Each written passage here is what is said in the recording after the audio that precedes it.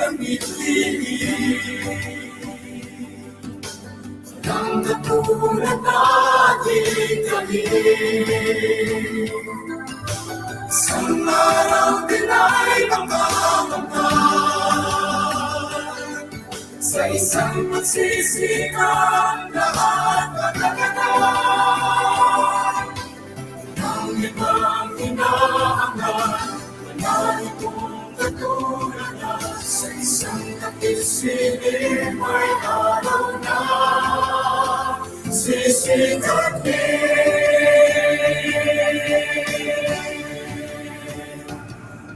Hindi ang iyong pagpapilin, ang batong pag-asa ay muling tatanawin. Ang magdamay ang ako'y ating makakamtan. Pustos ang pagsisigaw, magbubuo isang pangarap.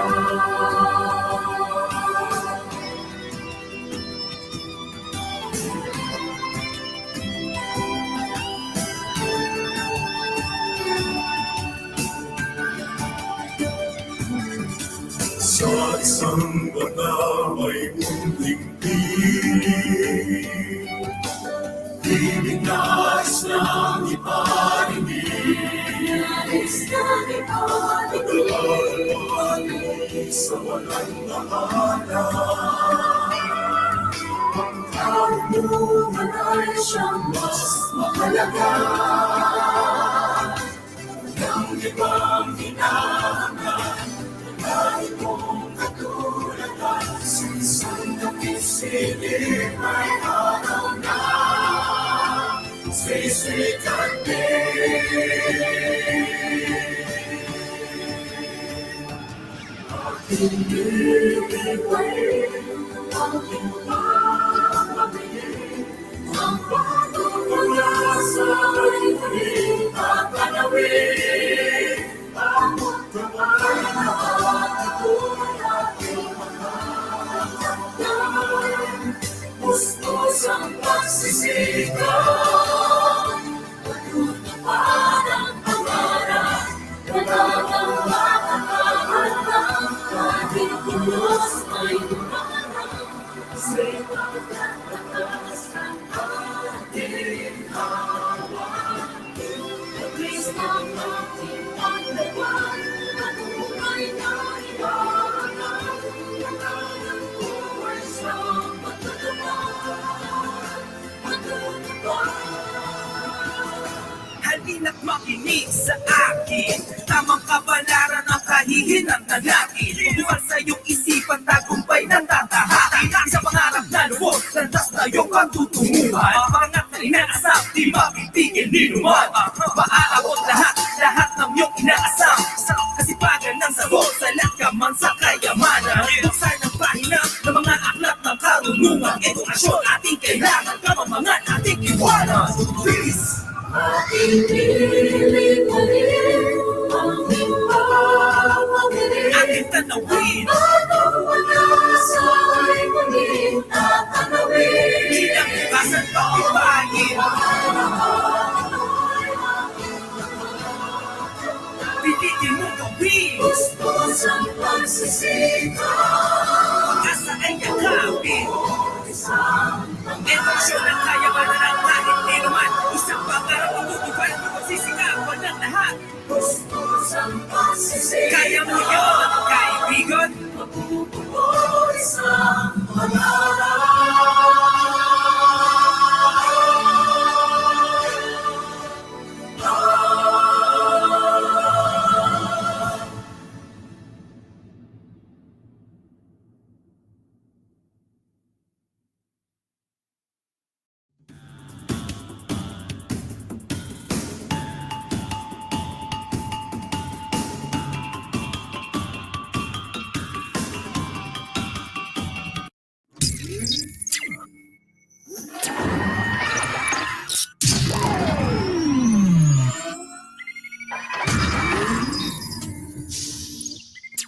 The unseen enemy crept like a thief in the night, smizing cunningly at people in their sleep.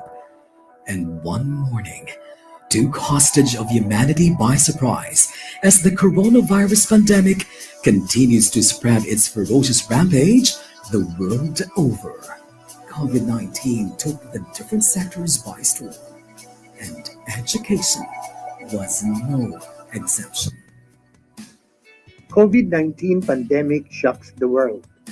We didn't see this coming. We were caught unaware. This has created the new normal, and we have to embrace it by addressing the challenges it brings. Determined to pursue the delivery of education amidst the COVID 19 pandemic, DepEd Region 10 launched its banner program dubbed as RX Adobe. The Department of Education, Northern Mindanao, has crafted its learning continuity plans under the banner program RX Adobe, which stands for Region 10 Alternative Delivery of Basic Education. It underscores the alternative delivery modes under the remote teaching and learning. The 14 schools division offices of the region have crafted the learning continuity plans anchored on RX Adobe. Always ready for education emergencies, DepEd Region 10 will continue its tradition of excellence in delivering its services anchored on the department's Sulong Edukalidad program.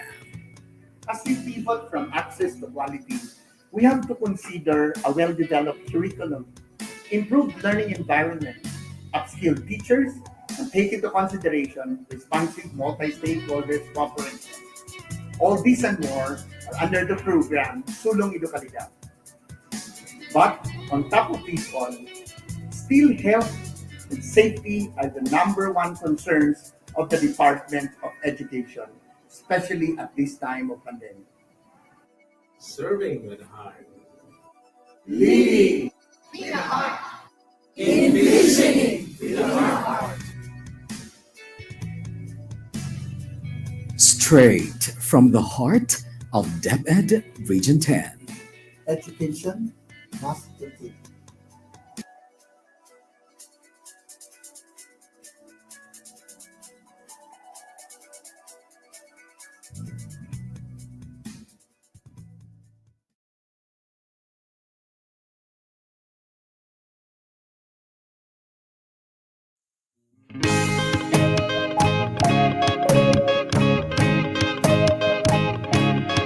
Amihan ng Mindanao, pagkahiusan ng paibabaw.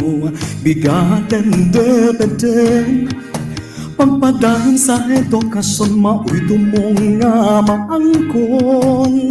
BigaTEN DepEd, DepEd Northern Mindanao, for the learners then and now, we're always here to serve you no matter how. Pangarap natin abutin, pagsisikapan natin kamtin, kalidad na edukasyon para sa bata, para sa bansa. Kauban, kasaligan, kadampan, kaDepEd. Kauban, kasaligan, kadampan, kaDepEd. Amihan ng Mindanao, DepEd Northern Mindanao. Amihan ng Mindanao, pagkaiusan ng paibabaw. BigaTEN DepEd, pagpadayon sa edukasyon, mao'y tumong nga maangkon. BigaTEN DepEd, DepEd Northern Mindanao, for the learners then and now, we're always here to serve you no matter how. Pangarap natin abutin, pagsisikapan natin kamtin, kalidad na edukasyon para sa bata, para sa bansa. DepEd Northern Mindanao, amihan ng Mindanao. BigaTEN DepEd, BigaTEN DepEd.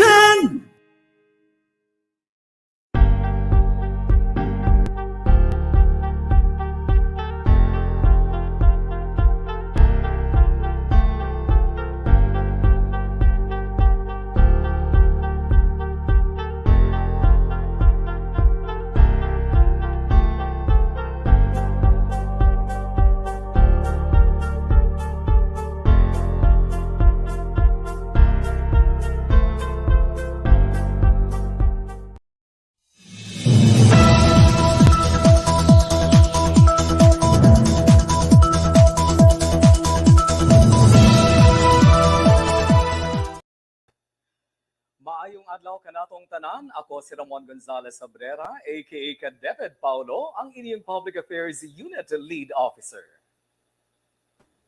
Ug ako Sam, si Candice Racoma, ang inyong rakista, abogada aka DepEd Rada. Kami ang inyong kauban. Kasaligan. Kadangpan. Siyempre, ka-DepEd sa BigaTEN BigaTEN DepEd. DepEd. Atin Atin to. to. Thank you, partner. Magandang umaga po sa inyong lahat. Isang masaya at mapayapang araw po sa ating lahat, partner at mga ka-DepEd. Ngayon po ay ika-19 ng Abril. Partner, ano ba ang pinagkakaabalahan natin ngayon? Maliban partner sa mabilisan ng pagpaplansya ng buhok at pagpaplansya ng ating kasuotan ngayong umaga, eto partner, papalapit na ang National Mancom na gaganapin sa Camiguin. Na of course, pamumunuan natin syempre dito sa Rehiyon 10 kasama ang sangay ng Camiguin at sa tulong na rin ng iba pa nating sangay sa buong rehiyon. At partner, huwag kang mag-relax dyan, huwag kang pakakampante dahil marami tayong gagawing paghahanda. Partner, alam mo ba? Alam kong alam mo kasi ikaw ang nagsabi sa akin na tayong dalawa lang naman ang mag-host ng press conference ni Secretary Leonor Magtolis Briones at ng opening program ng DepEd National Joint Execom Mancom Conference. O ano partner, hinga-hinga ng malalim partner. Laban lang tayo partner because we are supposed to be ready all the time. Tama ba partner? Tama ka dyan, partner. Pero alam mo talaga, anyway, bagamat medyo kabado, pero siyempre excited tayo, partner, kasi this is a national event. Tapos ang Region 10 lang naman ang host na siyempre kasama dyan ang Camiguin at ang ibang sangay natin sa buong rehiyon. Proud tayo, partner, at tayo yung napiling host bago pa matapos ang termino ni Secretary Leonor Magtolis Briones. Anyway, partner, today's episode features RPMS-PPST, ang pagbabalik. Nako, kalain mo, parang tunog probinsyano, no? Ang pagbabalik ng Sana Panday. all partner, binalikan. Ay, nako. Anyway, ako, partner, wala akong babalikan kasi wala pa akong inumpisahan eh. Oo. Sige, babalikan natin ang nakaraang episode dahil marami ang nag-request, partner, na kung pwede ay ibalik ang episode na ito. Pero bago yan, narito muna ang mga updates mula sa ating mga sangay dito sa ating DepEd News 10.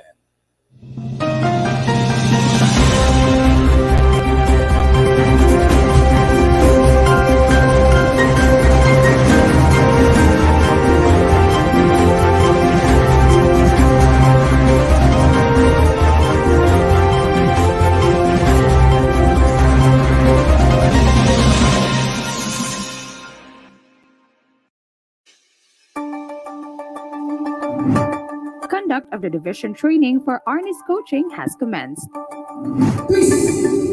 The division has successfully conducted the 3-day live-out face-to-face division training for Arnis coaching last April 6 to 8, 2022 at Jimenez Gymnasium, Jimenez Misamis Occidental, in preparation for the virtual Arnis competition.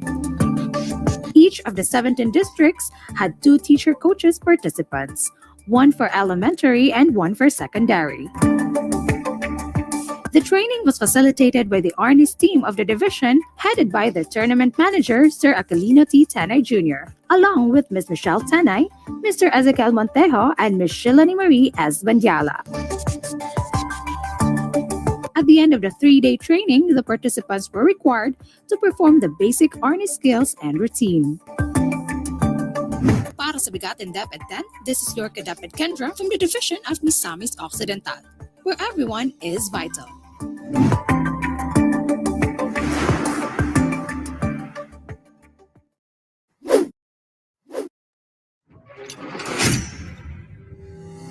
Mayong adlaw, ka-DepEd! The El Salvador Cities Division contributes to the ongoing progressive expansion of the limited face-to-face classes. Currently, we have 9 elementary schools, 4 secondary schools, a total of 13 out of 23 participating schools. And 6 more are for validation and simulation of their limited face-to-face classes.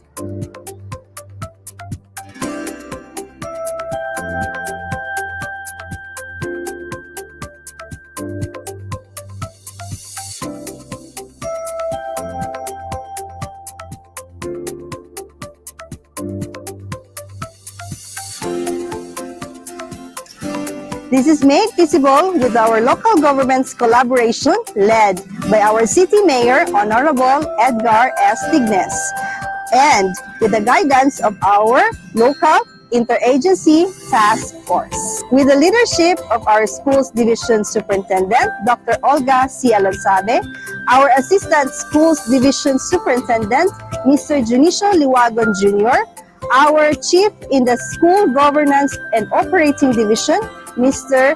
Rolly Labis, our Chief in our Curriculum Implementation Division, Dr. Ninian A. Alcacid, with our school heads and teachers, we ensure that the safety of our learners are our priority. Thus, validation, simulation, and orientation of the schools were made possible. School safety seal certification would remove fear and add confidence for us and nagpakita kini that we are compliant. Ipay na gyud kung mubalik lang face to face. 5, 4, 3, 2,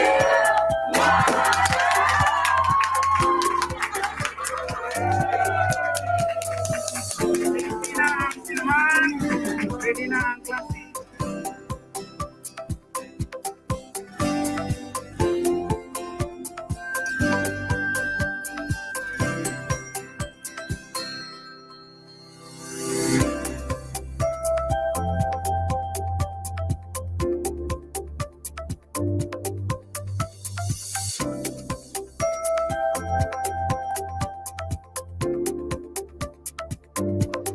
You just heard the latest update for the Division of El Salvador City.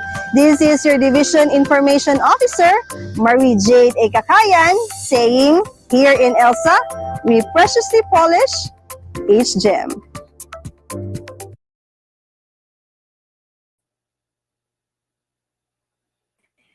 Ayan po mga ka-DepEd. Yes, partner. At mga ka-DepEd, maraming salamat po sa ating DepEd News 10 correspondents na sina Ellen Kendra Dampor mula sa Sangay ng Lungsod, Misamis Occidental at kay Marie Jade A. Kakayan mula naman sa Sangay Lungsod, El Salvador para sa DepEd News 10.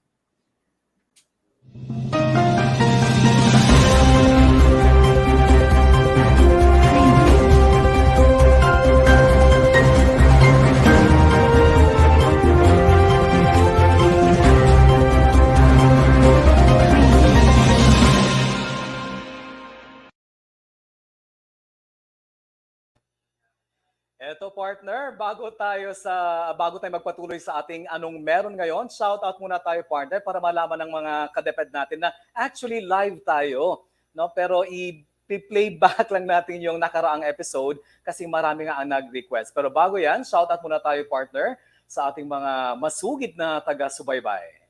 Ayan, direct. Mula kay Laura Umasas. Good morning everyone. Thank you Ma'am Laura for watching the show. Mula naman kay Julfa Palubon Agsabay. Good morning everyone. Ayan, meron pa direct. Mula kay Maricar Maclen. Good morning everyone. Watching from Quezon, Bukidnon Division of Bukidnon. Partner. Ayan, partner. Yes, partner. At of course, galing kay Ma'am Jade Kakayan. Good morning from DepEd El Salvador. Yes. And then we also say good morning to Teresita Pondok Antipolo. Good morning, everyone watching from Tangub City National High School, Tangub City Division. And Ayan. we also say, yun, yan muna. Yes. Partner, plug ko lang partner ha kasi may invitation tayo mula sa Division of Bukidnon. So I'll be there in DepEd Division of Bukidnon para sa isang training session on the Department of Manual of Style. That's going to be tomorrow until Friday. So thank you, Division of Bukidnon, for the invitation. Ayan, para plug ko lang. So see you there. At saka, partner, eto, just like what we promised earlier, mga ka-DepEd, today we'll bring you back RPMS-PPST, The Replay. Dahil dito sa kagawaran ng edukasyon, Rehiyon 10, partner, kahit anong mangyari.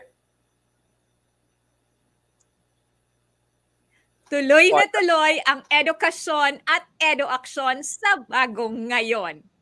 Ito ang BigaTEN DepEd DepEd. Atin to, partner. Atin to.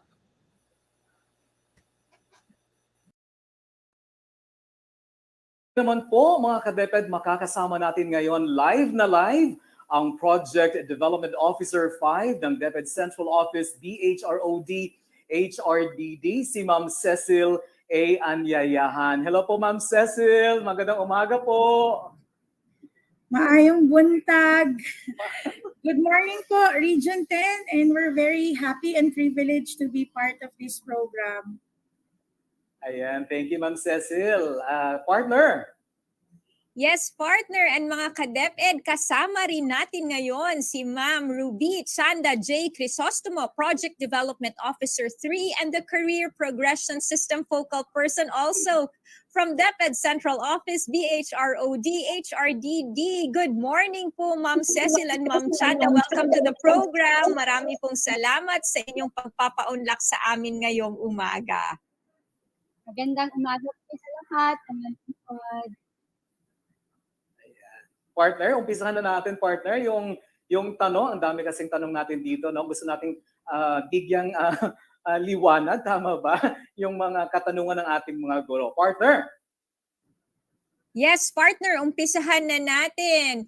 Ang unang tanong is, in the new system of career progression, yan ang ating pag-uusapan naman natin ngayong umaga. Now we can see that the general direction is to move towards merit-based and quality-based promotion. Now, how do we ensure that this will really be operationalized in the ground?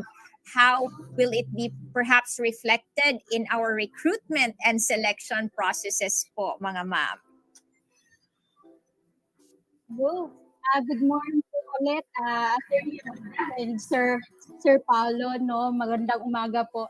To answer the question, talagang yung direction po talaga ng department natin is to really embed yung ating PPST, yung professional standards in our HR processes.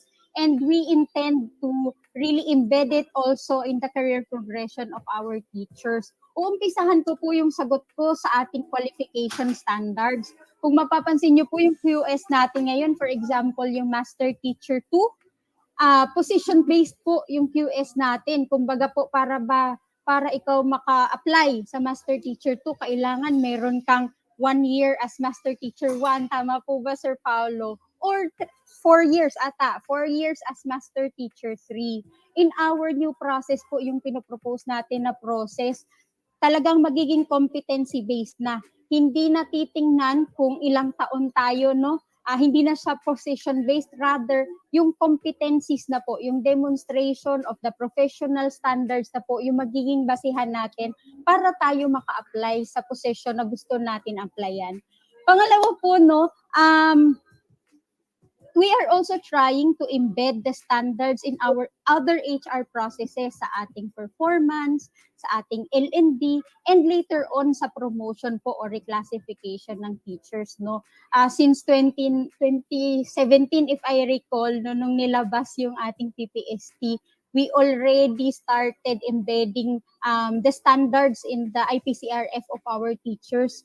And we are very happy po, we are excited na today din po yung ating live stream din po nung year 3, yung completion of the 37 indicators sa ating RPMS. And after that, masasabi na talaga natin na kumpleto na yung 37 indicators sa PPST or sa RPMS ng ating teachers.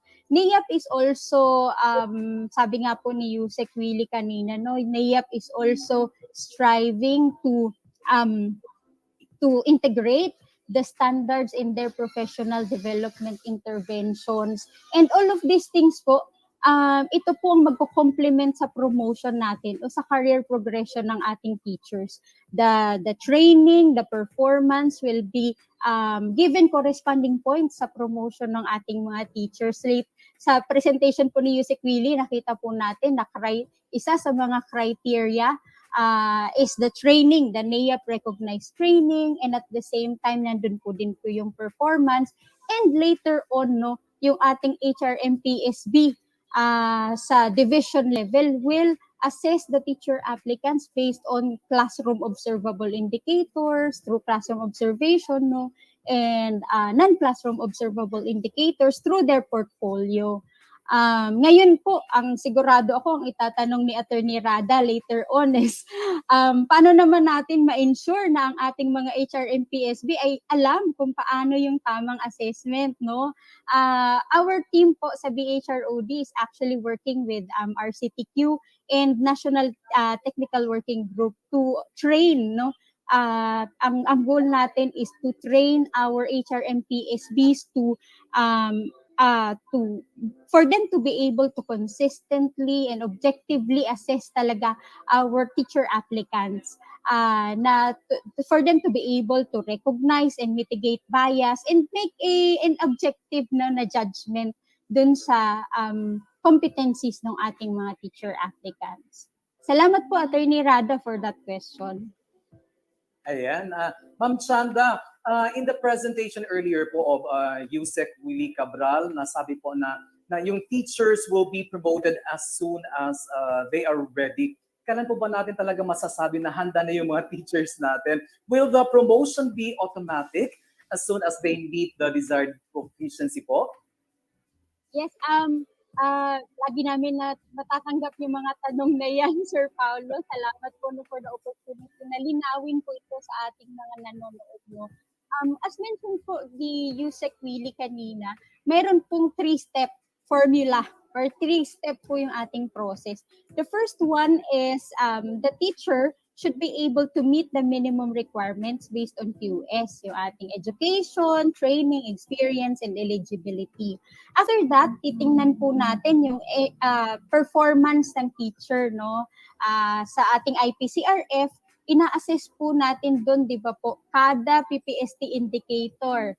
So, as soon as namimit po natin yung desired PPST proficiency through our performance, si teacher po pwede na siya mag-proceed doon sa ating HRM-PSB assessment, kung saan po sila mag-undergo ng classroom observation, document review, interviews, portfolio assessment, and after that po, meron pa rin po tayong registry of qualified applicants or ating comparative assessment result.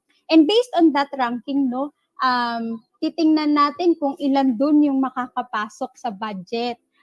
Sabi nga natin, every year naman meron talagang pondo na allocated for each region, for each division, devoted for the reclassification of our teachers. So hindi po ito automatic. Just to answer po outrightly yung question ni Sir Paulo, hindi po siya automatic. It's still budget driven, pero magkakaroon po tayo ng mas malinaw na proseso at mekanismo kung paano po natin ina-allot yung budget natin for the following year. So, yung mga hindi naman po ma-accommodate for a specific year will be prioritized in the succeeding year po na reclassification. Ayan, thank you, partner. Ayan, partner, meron akong na-catch doon na isang word or isang phrase, yung sinabi ni ma'am na budget cut-off. Now, ma'am, now that you mentioned the budget cut-off, we all know that the annual budget for reclass is limited, of course, per regional office or per SDO. Now, how will this affect our advocacy for self-placed promotion through reclass? Perhaps, how does the department plan to accommodate all teachers who can show readiness for the promotion? Yes, Attorney Rad, salamat po, no. Medyo masalimuot po talagang usapin kapag pera na po yung pinag-uusapan. Pero yun po, no, gaya ng sabi ko po kanina, kami po sa BHROD is already working with our planning and budget divisions to set up a mechanism on how to better allocate our budget for each year, no? Yung forecasting po natin ng budget ay mas data-driven at mas evidence-based sana po ito, no? And doing that, we are already working with our ICPS to have an information system that will collect all the performance data of our teachers nationwide and generate an information of how many teachers na ba talaga ang ready to take on higher positions every year. So in that database po makikita natin, medyo mapo-foresee na po natin, magkakaroon na tayo ng tamang forecasting kung ilan pong teachers na ang bibigyan natin ng allocation or budget allocation for reclass for each year. So magkakaroon na tayo ng better, no, mas data-driven at evidence-based na planning and budgeting. And at the same time po, in this process, we are also giving opportunity to our regions, to our divisions, to participate in the planning and budgeting. Kasi ito pong database na binabanggit ko po, is ang data nito ay makukuha din sa division, pwede din pong ma-generate sa region, pwede din pong sa central office. But in that process po of planning and budgeting, the proposals, the budget proposals po for every year will come from our field offices. Salamat po. Ayan. Thank you very much, Ma'am Chanda. This time naman po, kausapin natin si Ma'am Cecil. Tama po ba, Ma'am Cecil? When will this new policy be effective po? When will the new teaching positions of Teacher 4, 5, 6, 7, and MT5 be available po para sa ating mga teachers, Ma'am Cecil?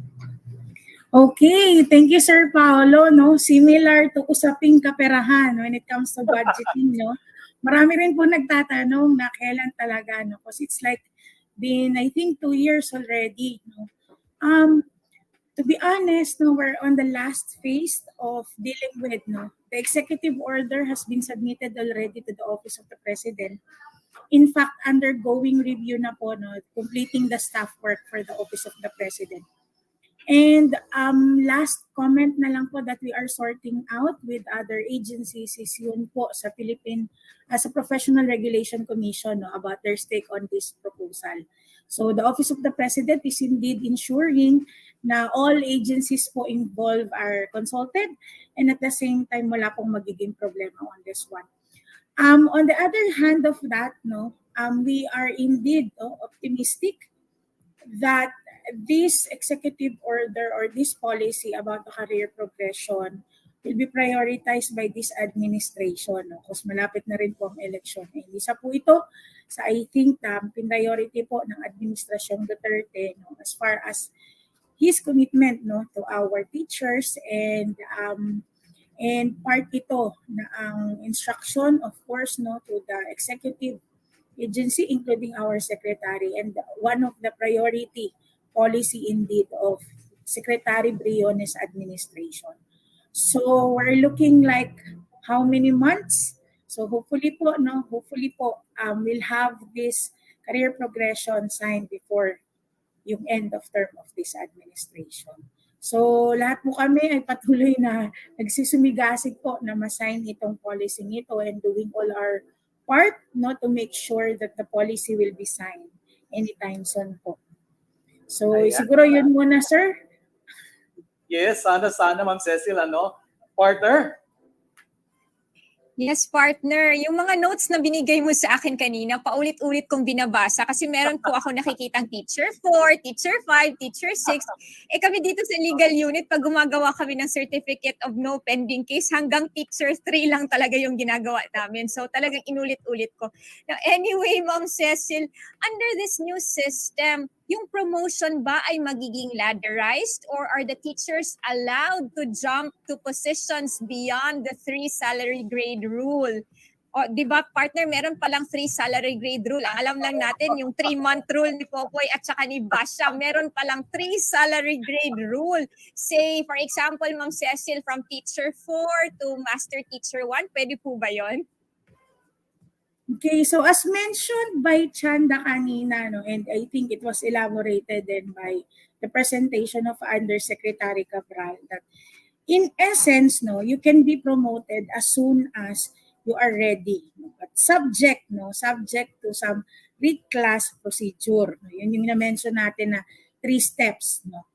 So, and in the context of DepEd, technically we have 2 processes of getting promoted, diba? Number 1 is through natural vacancy. And then the second one is through reclassification through ERF. So in this proposal, ima-maximize natin, and the sole means of promotion will be the reclass.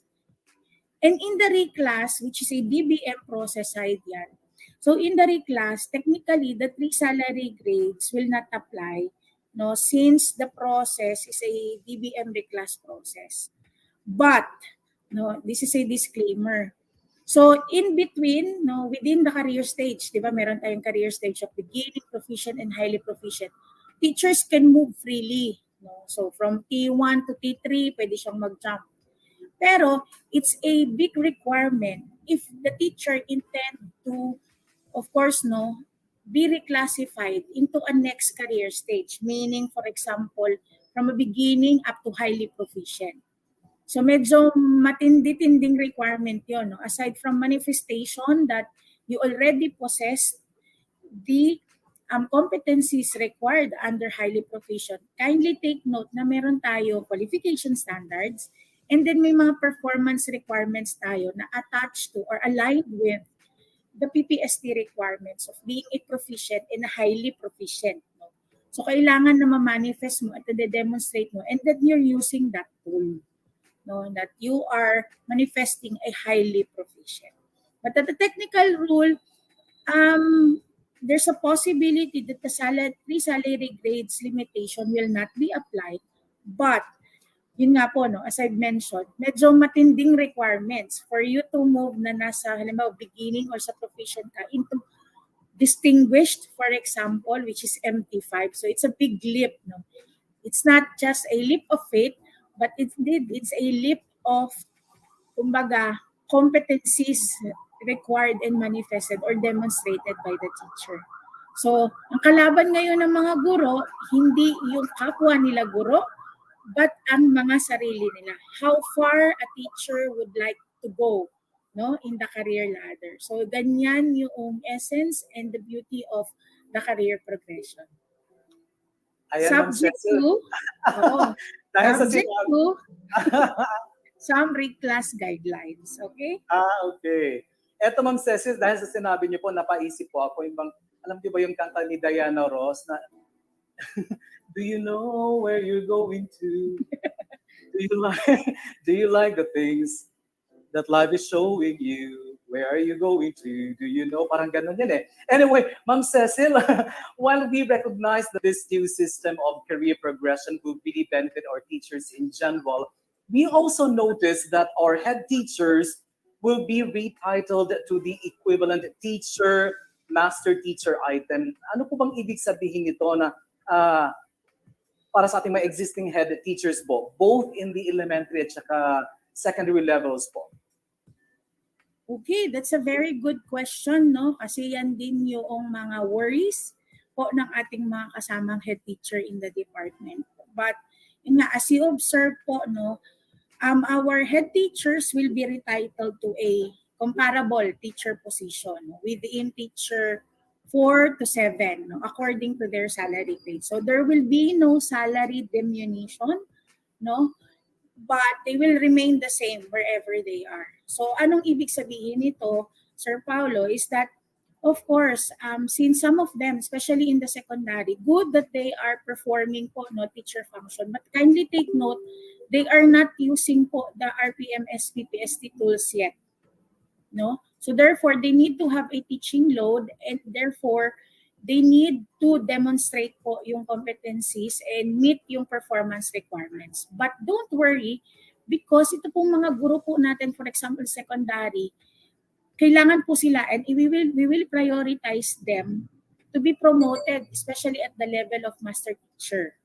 That's for the secondary. And then, yun naman pong ating mga head teacher in the elementary who's performing already school head, no, or the school head or the principal, sila po talaga yung ipaprioritize din po natin na ma-promote into principal, no? So provided for all these, no, head teachers, both elementary and secondary, provided that they show proof and demonstrated that indeed po, no, namimit nila yung highly proficient, no, highly proficient career stage required and prescribed po under our professional standards for teachers. So yun po yung plano natin sila. They will be prioritized provided they demonstrate po, no, the necessary competency or the required competency for that position po na kanila pong ikapopromote. So yun po.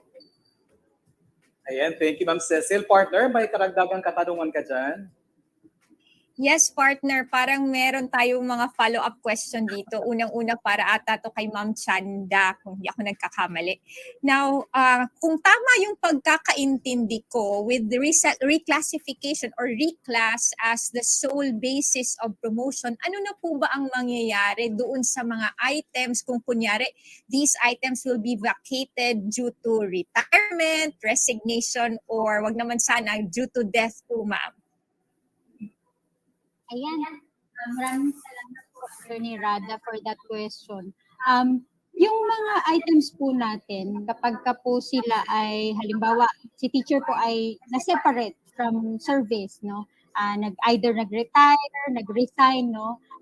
So definitely, these items will be vacant, will be deemed vacant. So, ang gagawin po natin, yung mga items na yun will be abolished. Therefore, wala pong pwedeng mag-apply doon sa position na yon na bakante. The funds for that position will be added, kumbaga, to augment the reclass budget for the following year. So kung ako po si teacher na teacher 3, no? Tapos may nabakanting position, for example, na teacher 5, that item, that fund for the teacher 5 position will be added to the reclass budget for the following year. So kung ako po si teacher 3 na nag-aim sana for teacher 5 position, I will strive po to get promoted through reclass, hindi na po through natural vacancy. So we are advocating po talaga na ang kalaban ni teacher ay yung sarili niya at hindi yung kapwa guro niya po, no? So ito po yung beauty naman of the reclass po as the sole means of promotion. Salamat po. Ayan, thank you Ma'am Chanda. Ito naman po ang isang hirit pa kay Ma'am Cecil. Nasabi po kanina Ma'am Cecil na with this career progression scheme, the teachers 1 to 7 will be in the classroom. Tama po ba? Since the head teachers' positions will be aligned to a single line career path to teaching positions. Halimbawa po yung head teacher 1 will be retitled as teacher 4, yung head teacher 2 naman as teacher 5, o yung head teacher 3 as teacher 6, etc. Does this mean po that these head teachers will now be given teaching loads? Tama po ba, Ma'am Cecil? To be straight about it, yes po, sir. Kailangan po nilang magkaroon ng teaching loads, no? Because that is our only measurement right now for them to showcase, no? For them to showcase that they possesses and manifest, no, yung competency required under PPST. So kailangan po talaga nila. I think this is one of the enabling mechanism that we'll be doing, no. But for others, they viewed it as parang downgrade in terms of their, no, position. But ang sinasabi po natin, if tayo po ay magaling na guro, regardless of our position, no, kailangan po talaga nating maipakita ito through this, yun nga po, ano, by giving them teaching loads and for them to showcase what they already possesses. So, yun po yung ating magiging strategy for this one. But, depende po yan, sir, no, kung whether what head teacher sila. As I've mentioned po, no, for head teacher in the secondary, yun po, no, they are acting as department heads, no, subject head unit, ganyan. So, sila po ay bibigyan po ng teaching load. But, for those school heads po na nandoon na po sa ating elementary and acting as a school head, no, in the absence of a principal item, iba po din yung approach nila, natin para sa kanila. So sila po talaga ay ipa-prioritize din po, no, para actually to move to the principal or the administration track. In fact, po, no, they will be prioritized in the upcoming national qualification examination for school heads yun atin po mga head teachers in preparation for this career progression. Ayan, thank you, Ma'am Cecil. Partner, may huling hirit ka pa. Yes, Ma'am Cecil? Apo, and I think Sir Paolo, Chanda would like to add something to that question as well, no? Response to that question. Yes po. Yes, thank you po, Ma'am Cecil. Idadagdag ko lang po. The reason why we wanted to retitle the position, no, of head teachers to the equivalent salary grade in the single line career path. The reason for advocating a single line career path is to really rationalize the career path of our teachers. Kung makikita niyo po dun sa presentation ni Yusek Willie kanina, ang gusto natin, bibigyan natin ng option ang teacher na makapamili between classroom teaching and school administration only by the time they reach Master Teacher 1 position. At bakit po ganun, no? In our PPST, no, sa ating PPST, ang Master Teacher 1 ay expected to model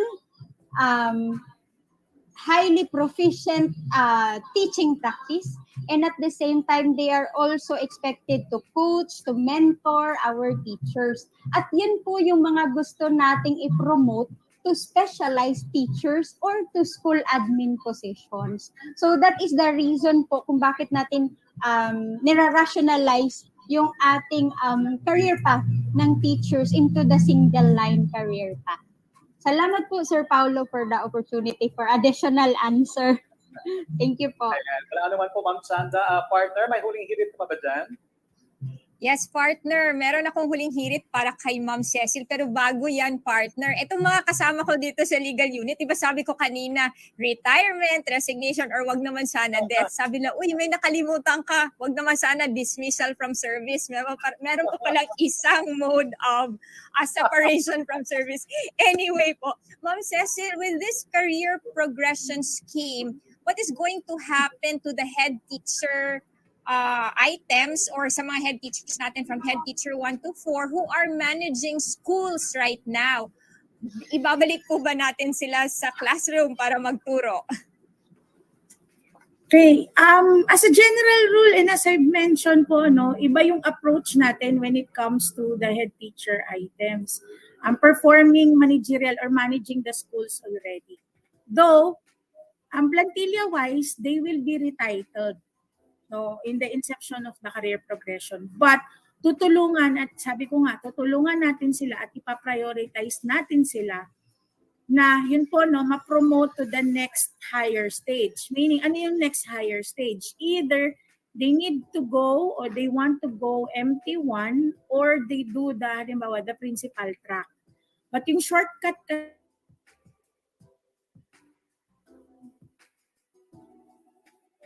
Ayan, parang naano yata yung signal ni Ma'am Cecil. Ma'am Chan? Sir Paulo, opo, na-cut po si Ma'am Cecil, no? As mentioned po ni Ma'am Cecil kanina, we will be prioritizing our head teacher positions, no? For them to be promoted to either the academic track or to the school administration track. Aside from that, no, actually po sa ngayon nag-uusap-usap na kami with NAYAP na dapat sa level pa lang ng teacher 4, teacher 5, teacher 6, teacher 7, binibigyan na rin po sila ng professional development. That is anchored on the PPSSH or ating professional standards for school heads to already prepare them to for the school administration career track. And sa totoo lang po, hindi na po mahihirapan itong ating mga head teachers kasi they are already doing the job, no, of being a head of a department or a head of a school. So hindi na po sila mahihirapan to get promoted to either master teacher 1 or principal 1 or master teacher or principal 1 position. So ayun po, sir. Ayan, thank you, Ma'am Thank you Sandra. po. Alam niyo po, Ma'am Sandra, marami pa po sana tayong mga katanungan pero medyo kapos na po tayo sa oras. Bilang panghuling katanungan na lang po, Ma'am Sandra, at saka kay Ma'am Cecil, what advice can you give po to our teachers in DepEd Region 10 as they strive for professional development and career advancement? Unahin na po namin kayo, Ma'am Sandra. Ano po yung pieces of advice niyo po at saka mensahe na rin po? Opo. Maraming salamat po.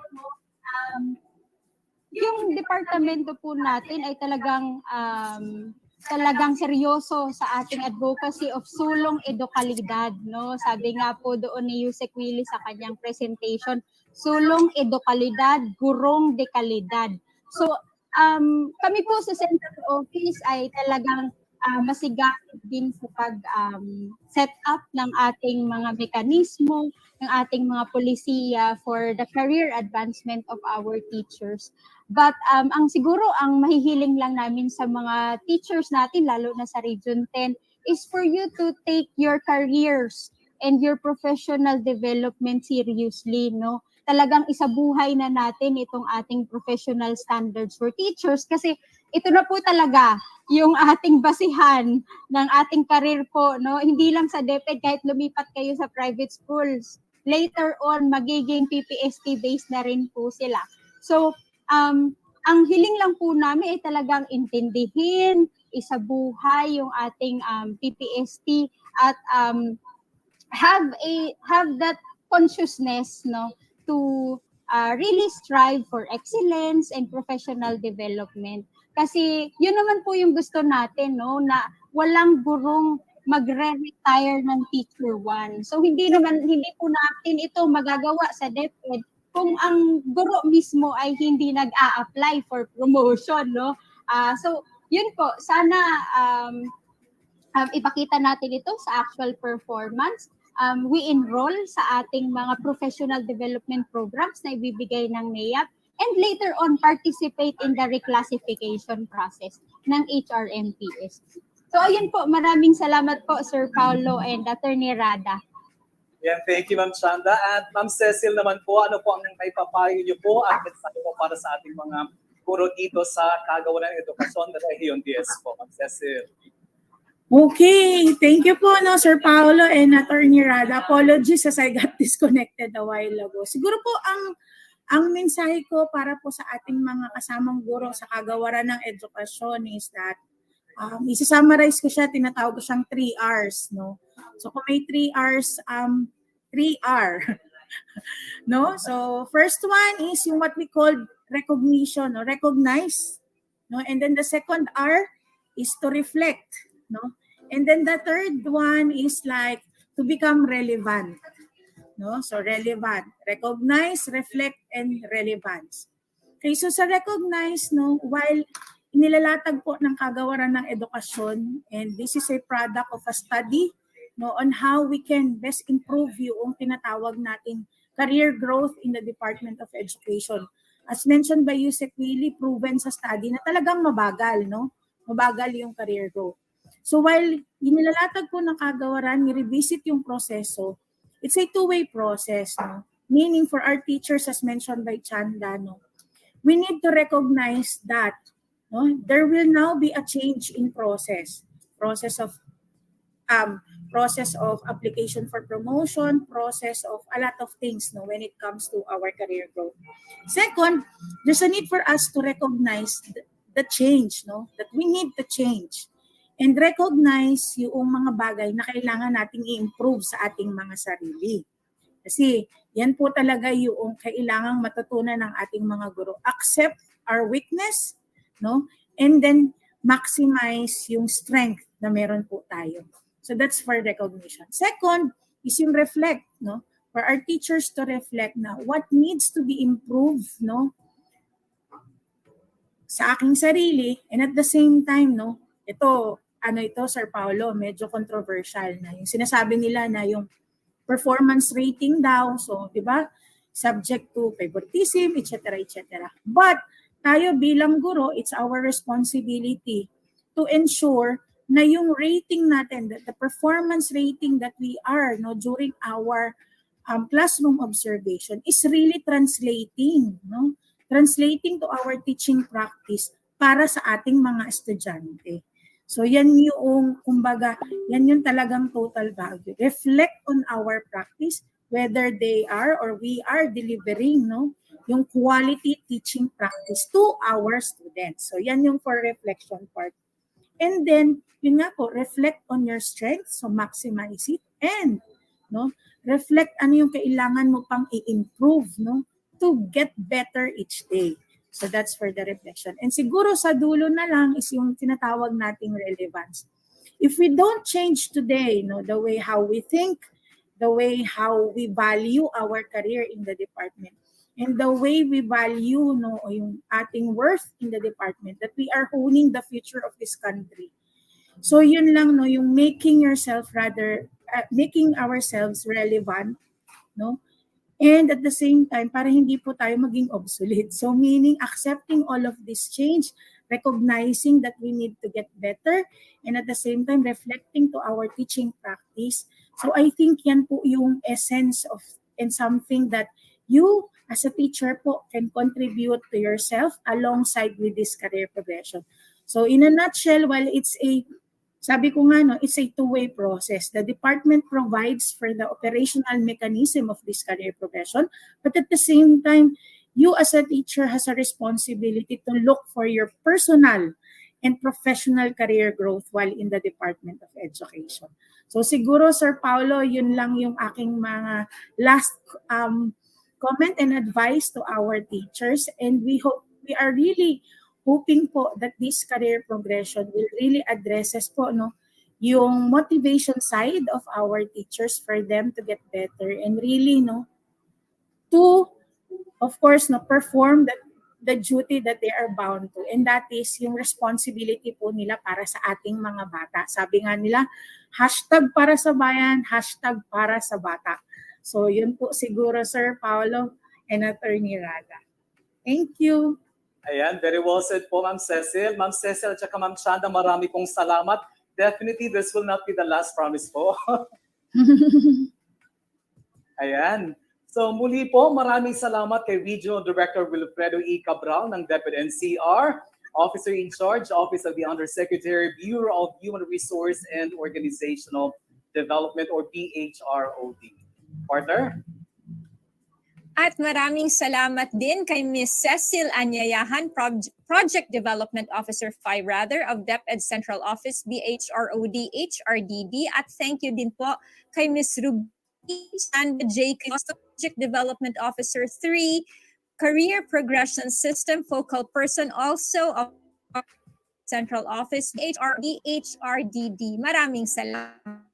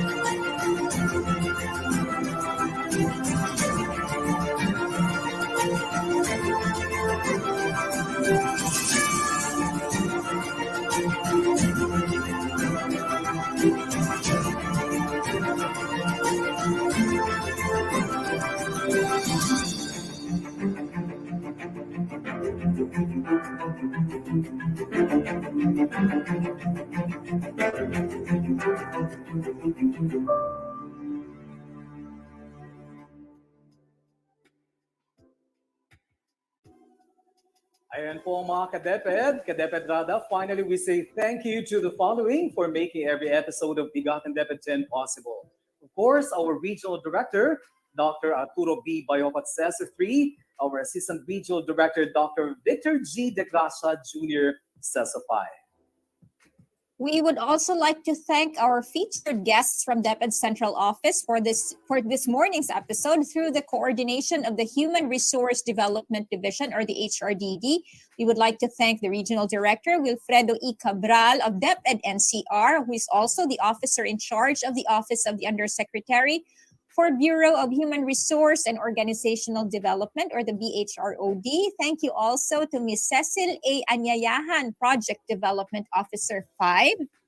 That's right. And we also thank Ms. Ruby Chanda J. Crisostomo, Project Development Officer 3, and Career Professional System Focal Person.